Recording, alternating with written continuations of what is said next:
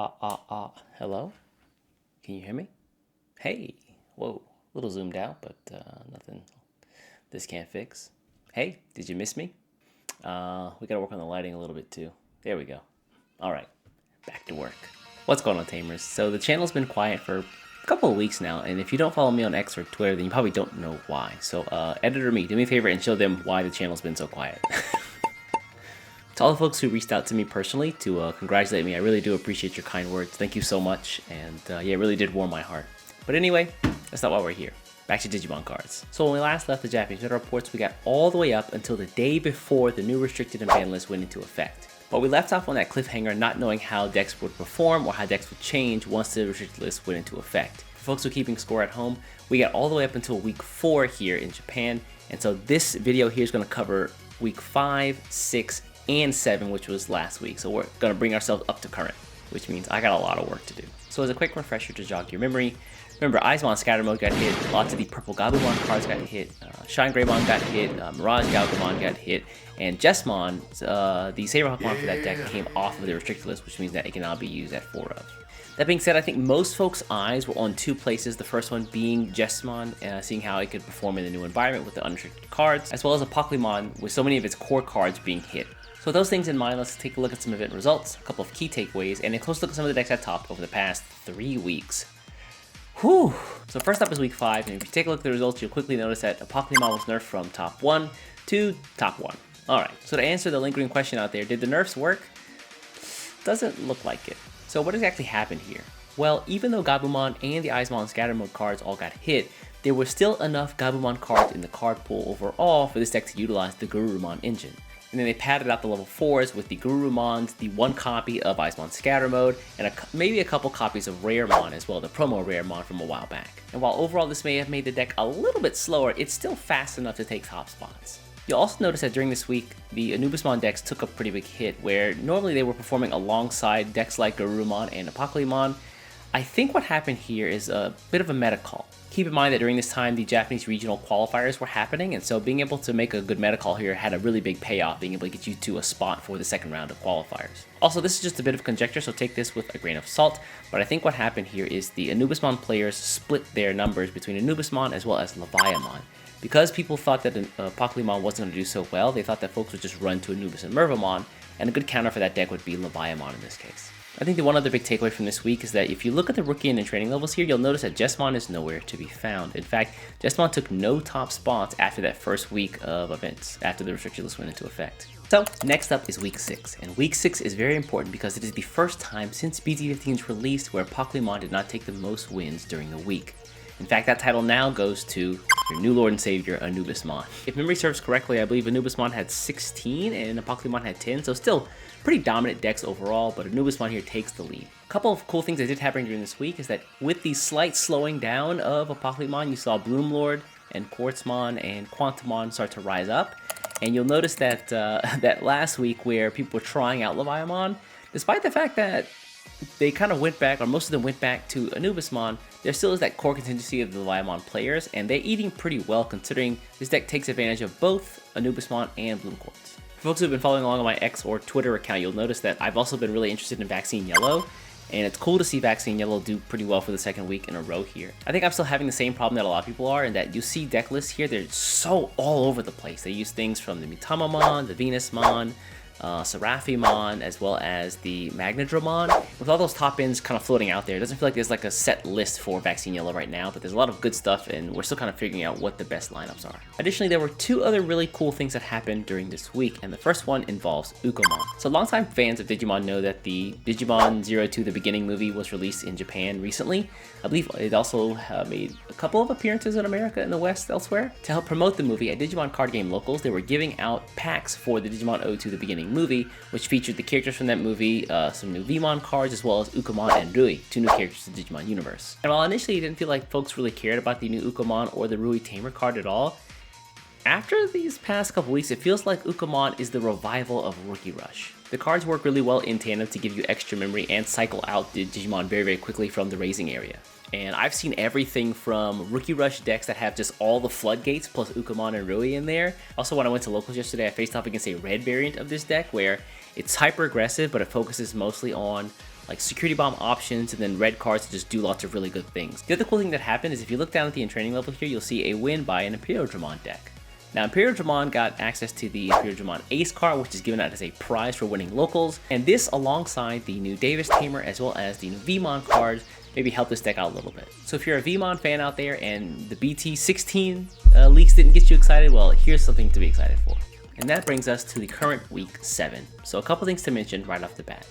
I believe, Tournament Sweats in chat, do me a favor and fact check me in the comments below. Just want to make sure I've got my ducks in a row here.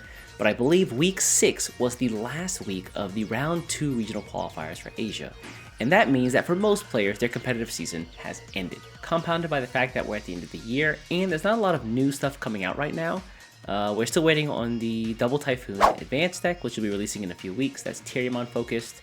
And we're in a bit of a lull right now for the game. I think folks are just taking a break as well from that long bout of competition these past couple weeks, which results in a lower amount of events overall. Some interesting things that did happen during this week, however, it feels like we're going back to the BT7 meta where you see red hybrid and blue hybrid out there just doing work. And then among all this, after 3 weeks, we finally have our first Jesmon win after restricted list updates. And the list, in which we'll take a look at in just a few minutes, is pretty much what you'd expect it to be.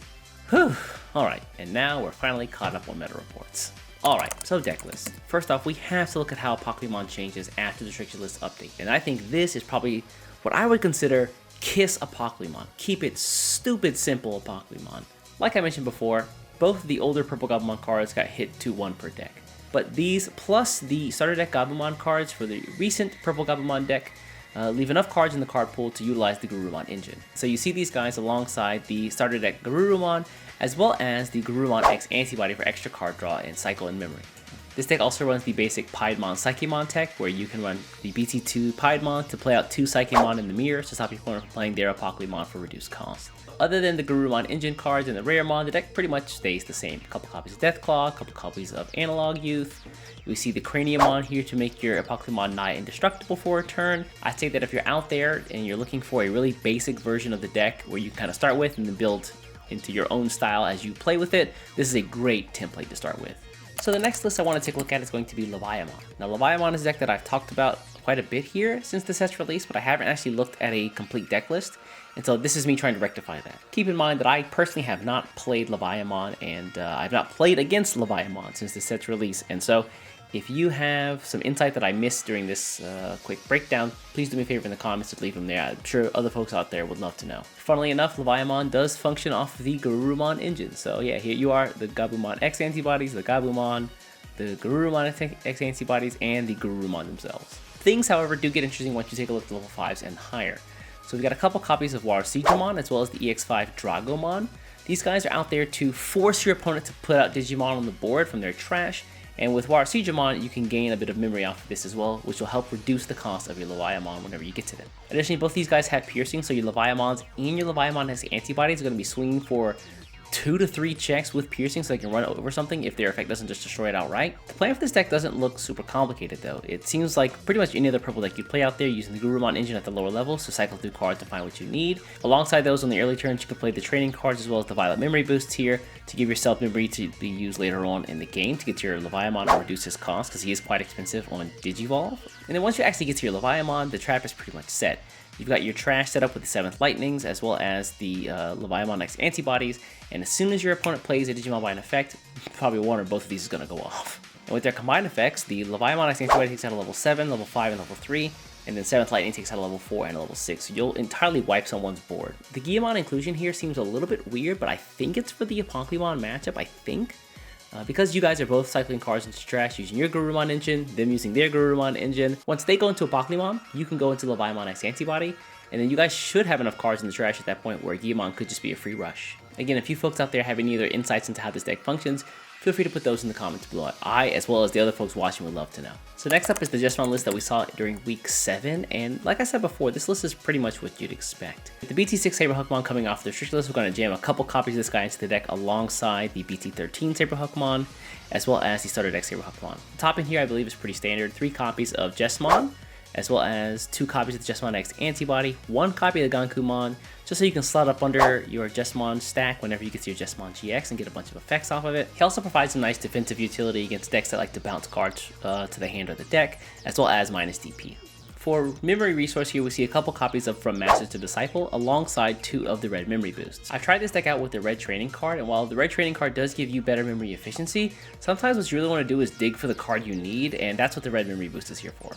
Taking a look at the lower end of the deck, it's a little hard to see here, but this is 1 copy of the starter deck Huckmon, 2 copies of the BT7 Huckmon that lets you search for Sistermon on attack and inheritance, and then 4 copies of the, of course, Search Huckmon, as well as 4 copies of the BT13 Huckmon, who lets you reduce cost when you play a Sistermon. This deck runs 11 copies of Sistermon, if my count is correct here.